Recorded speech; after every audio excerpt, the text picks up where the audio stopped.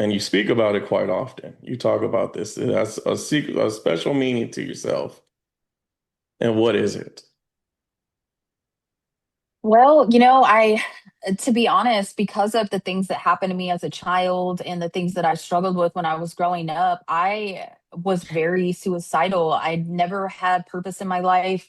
I was very depressed.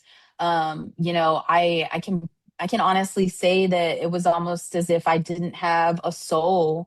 And thinking about my times in trafficking and things like that, like I literally was just this vessel walking around the earth, but not living at all. I was a very cold person. And, after I found stable housing and started getting an education, I actually had the opportunity to have a coming to Christ moment.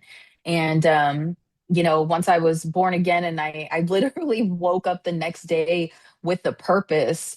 At the time, I didn't realize what that purpose was. But now I can see, like, wow, things are really going in that direction. I mean, it definitely was just about finding purpose and having this spiritual awakening that has really changed my life. And, I'm grateful for this opportunity because I've been able to inspire a lot of other women from across the country. I mean, my social media, my inbox is like it's it's such a humbling thing to see how I've been able to have the opportunity to inspire others. And so I think that knowing that I can make a difference in other people's lives just by being open and using my voice and, speaking transparent, like how big of a difference that's made in others' lives, that's really given me a purpose.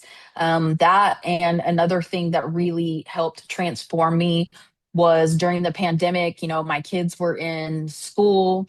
They came home telling me that there were situations going on in the school that were not appropriate. And, I did something crazy and I went up to the school and I immediately unenrolled them from school. And so, also on top of that spiritual awakening, having the responsibility of my children and really finding motherhood while getting an education has just changed my life. And so without that and without my kids, I don't know how I would be doing this. That's good. That's good. So you look at your children as the inspiration. I wanted to ask you about this, the Safe Night Act. It's human trafficking and labor.